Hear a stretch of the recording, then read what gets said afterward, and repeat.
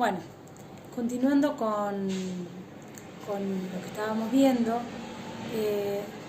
este nuevo video tiene que ver con la diferenciación entre lo que se conoce como estafa directa e indirecta y de las indirectas la más conocida, que es la estafa procesal. Nosotros, todo lo que venimos hablando nos habla de una linealidad. Nosotros tenemos un sujeto activo que despliega un ardid o un engaño sobre un sujeto pasivo que va a generar un desplazamiento patrimonial voluntario con voluntad viciada desde su patrimonio hacia el patrimonio del sujeto activo o un tercero eventualmente, perjudicial para sí. Entonces nosotros nos vamos a encontrar que existe una concatenación, insisto, lineal en este caso. En las estafas indirectas nosotros tenemos un desdoblamiento entre el sujeto pasivo y la víctima. Entonces nosotros lo vamos a visualizar más como una estafa en triángulo. ¿Por qué?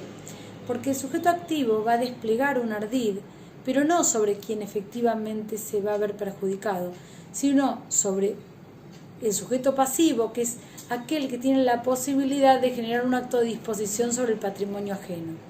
Entonces, el sujeto activo va a desplegar un ardid sobre el sujeto pasivo, que no es el titular del patrimonio, pero sí lo puede comprometer, y este a su vez va a generar la disposición patrimonial que va a repercutir en una disminución del patrimonio de quien resulte efectivamente víctima, que tal vez nunca tuvo contacto con el sujeto activo. A esta figura se le llama estafa en triángulo o estafa indirecta. Por esto que yo les digo que existe un desdoblamiento entre el sujeto pasivo, que es sobre quien recaen las maniobras, y la víctima, que es sobre quien recae el perjuicio. Ahora bien, de las estafas indirectas, la más conocida es la estafa procesal. ¿Por qué? ¿Por qué le decimos estafa procesal? Porque justamente el medio natural en el cual se desenvuelve es en un proceso generalmente de contenido económico, o sea que generalmente se presenta en procesos civiles, comerciales, laborales, pero también podría ser eventualmente un proceso penal, por ejemplo, en un homicidio culposo que después tiene, en delitos culposos que después tienen la posibilidad de articular cuestiones civiles dentro del mismo. En esta estafa indirecta procesal, quien es sujeto pasivo del ardid es el juez, y quien es víctima es la parte que se ve perjudicada. ¿Por qué?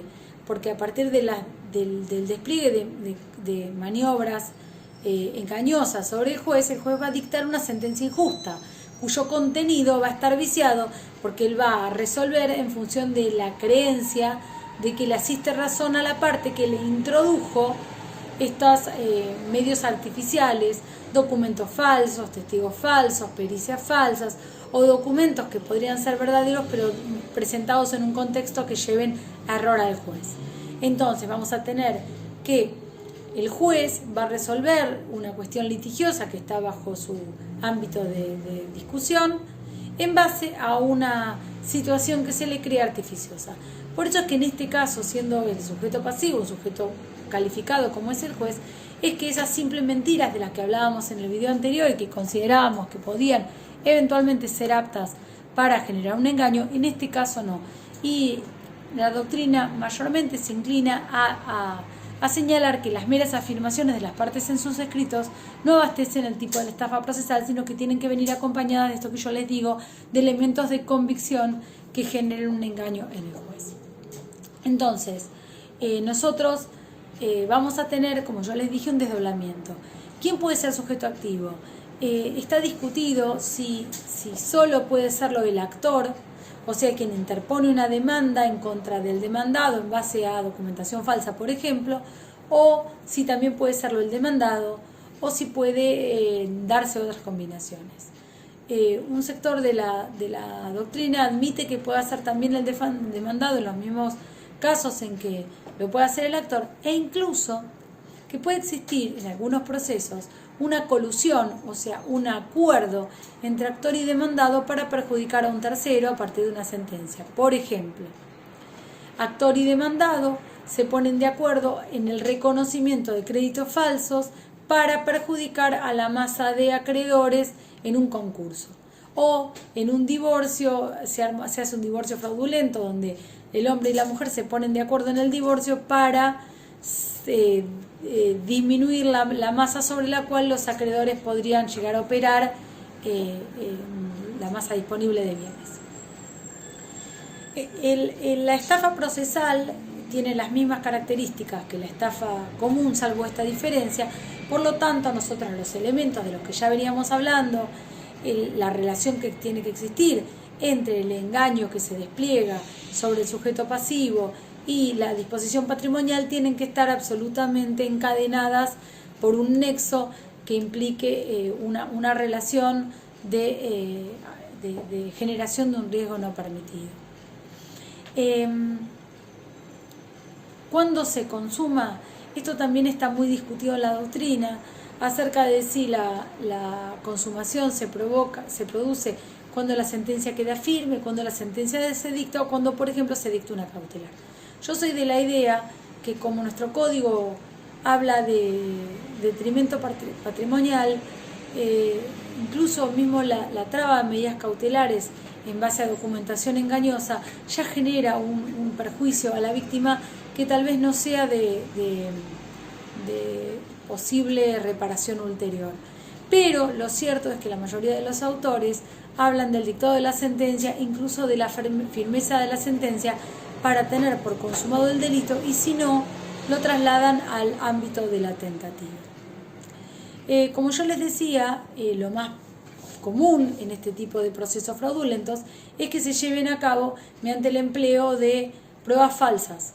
Esto va a generar relaciones concursales porque estas pruebas falsas a su vez van a generar la comisión de otro tipo penal independiente. Ustedes en materia de concursos saben que hay concursos reales, concursos ideales y concursos aparentes, y si no, seguramente el doctor Bulleri se los va a explicar o podremos hacer una clase adicional. Lo cierto es que cuando lo que se presenta, por ejemplo, en el proceso penal es un instrumento privado, o sea que no interviene ningún oficial público, no existe ninguna intervención estatal en el mismo, como podría ser un boleto de compra-venta sin certificar, en este caso podríamos hablar que existe un concurso aparente, porque este documento integraría el ardid de la estafa, o a lo sumo un concurso ideal. Pero cuando nosotros estamos hablando de la presentación, por ejemplo, de una escritura falsa, un instrumento público falso, como ya la lesión al bien jurídico se provoca en el mismo momento de la generación de este instrumento público, sin necesidad de que sea usado para que se genere el perjuicio, nosotros para un sector de la doctrina vamos a tener un concurso real entre la estafa procesal y el uso, la falsificación si lo podemos acreditar, o el uso de documento falso. Para otro sector siempre se trataría de una relación medial, de medio a fin, entonces lo considerarían igual dentro del ámbito de los concursos ideales.